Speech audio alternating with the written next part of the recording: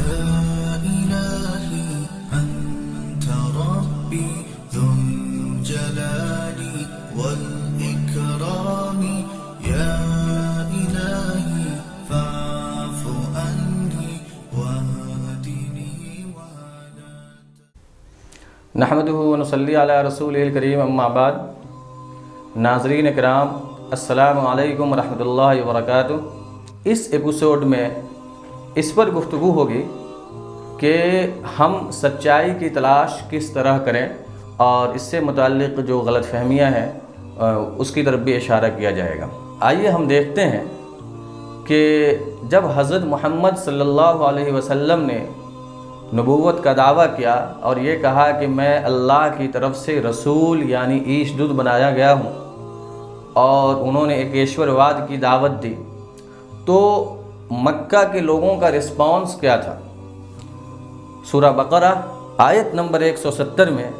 اللہ تعالیٰ نے اسے منشن کیا ہے. کہا کہ وَإِذَا قِيلَ لَهُمْ تَعَالَوْا، جب ان سے کہا جاتا ہے کہ آؤ إِلَى مَا أَنزَلَ اللَّهُ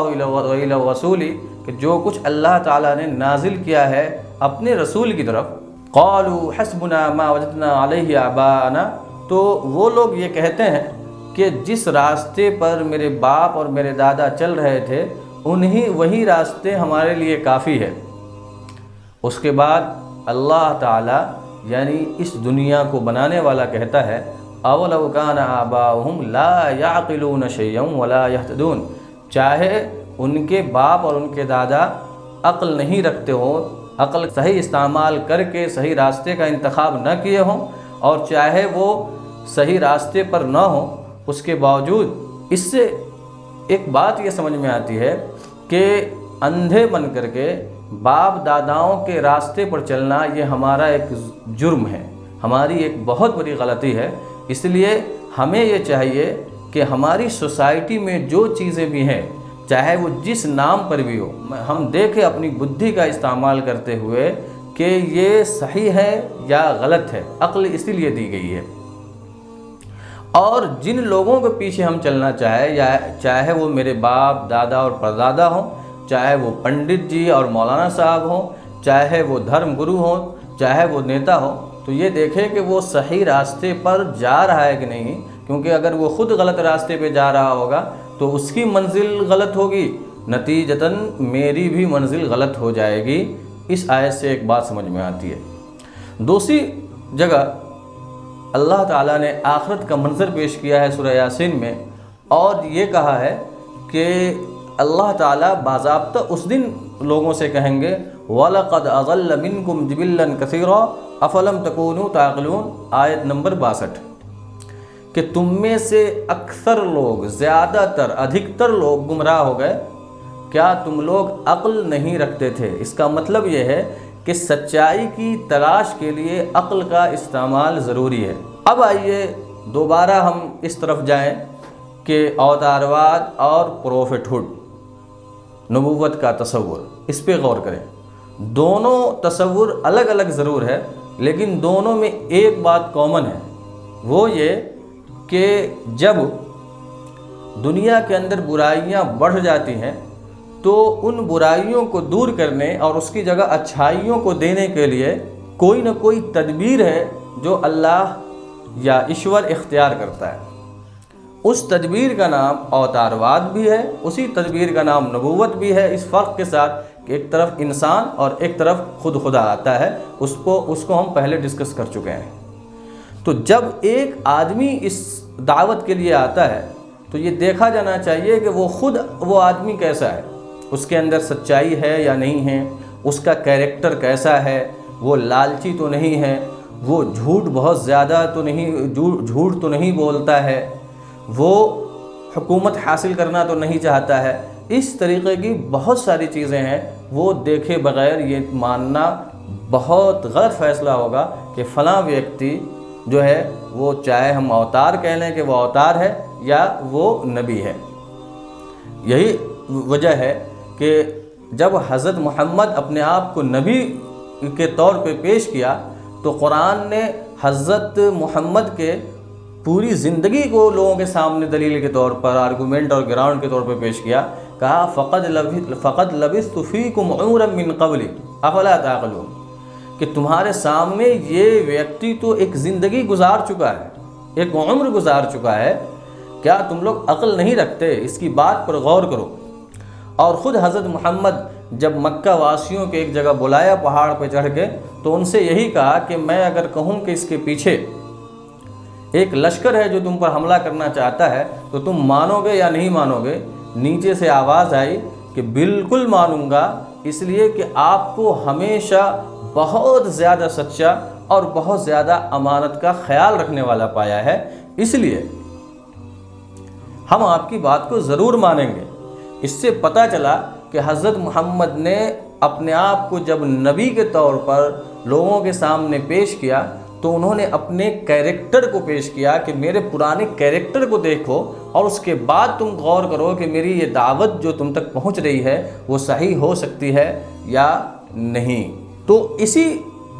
یہ ایک ایسی بنیاد ہے جس پر ہم ساری چیزوں کو پرکھ سکتے ہیں۔ اب آئیے غور کیجئے کہ ایک ویکتی ہے، اس بات پہ غور کیجئے کہ کچھ ایسی چیزیں ہیں جس کو آپ برا مانتے ہیں۔ چوری ایک بری چیز ہے، اسی طریقے سے شادی کے بغیر مرد و عورت کا ایک دوسرے سے ملنا، جسے فورنیکیشن یا زنا کہتے ہیں، انگریزی میں فورنیکیشن اور اردو میں زنا کہتے ہیں، یہ ایک بری چیز ہے۔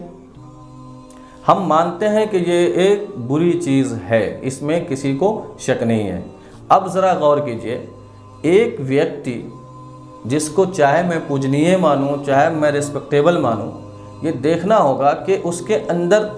اگر یہ غلطی پائی جاتی ہے تو میں اسے مانتا ہوں، اس کا مطلب میری عقل غلط فیصلہ کر رہی ہے، میں غور نہیں کر پا رہا ہوں۔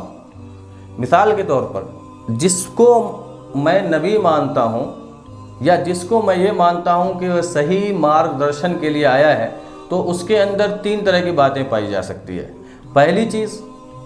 یا تو وہ برائی سے شروع ہی سے دور ہوگا، کبھی برائی اور گناہ کے قریب نہیں گیا ہوگا، پاپ کے قریب نہیں گیا ہوگا۔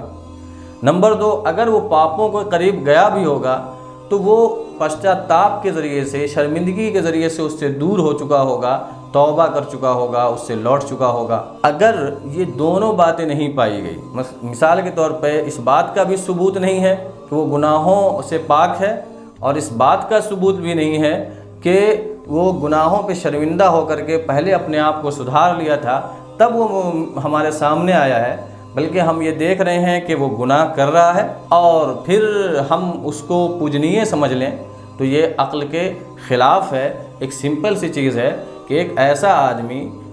جو زنا سے ہم کو روک رہا ہے اور خود زنا کر رہا ہے، اس قابل نہیں ہے کہ اس کو یہ مان لیا جائے کہ وہ خدا ہے یا خدا کی طرف سے ہے، یعنی وہ نبی ہے، یہ بھی نہیں مانا جا سکتا ہے۔ اسی لیے کیریکٹر سب سے بڑی بنیاد ہے، اور اللہ تعالیٰ نے اسی لیے حضرت محمد کے کیریکٹر کو لوگوں کے سامنے پیش کیا ہے۔ اب ہم اگلے ایپیسوڈ میں گفتگو کریں گے کہ جو کوالٹیز ہونا چاہیے رسول اللہ صلی اللہ علیہ وسلم کی زندگی میں کس طرح وہ پائی جاتی ہیں، اور پھر ایک تلناتمک ادھین ہونا چاہیے ان لوگوں کے بارے میں جن لوگوں کے بارے میں بہت بڑے تصورات پیدا کیے گئے ہیں۔ میں اپنے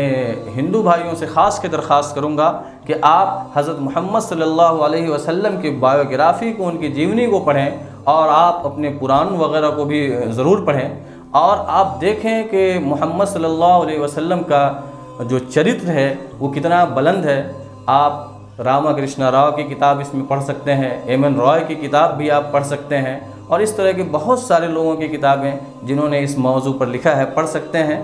آپ ان غلط فہمیوں کو چھوڑ دیجئے جو آپ کے کانوں تک پہنچائی گئی ہے، بلکہ آپ خود ڈائریکٹ پڑھنے کی کوشش کیجئے، یہ پریاس کیجئے۔ اور اسی کے ساتھ میں کہوں گا کہ دی 100 مائیکل ہرٹ کی ایک کتاب ہے انگریزی زبان میں، آپ اس کا پہلا چیپٹر بھی ضرور پڑھیے۔ انہوں نے حضرت محمد کے ویکتتو پہ بہت اچھی گفتگو کی ہے، اور اس سے آپ کے ذہن پہ ایک پربھاؤ پڑے گا، اور آپ یہ سمجھ پائیں گے کہ آپ کے کانوں تک بہت ساری باتیں غلط پہنچائی گئی ہے، جو بعد میں ہم ڈسکس کریں گے کہ کون سی باتیں کس طرح پہنچائی گئی ہے اور اس کی حقیقت، اس کی واستوکتا کیا ہے۔ بس انہی چند باتوں کے ساتھ آپ سے اجازت چاہتا ہوں۔ السلام علیکم ورحمۃ اللہ۔ يا إلهي أنت ربي والإكرام يا إلهي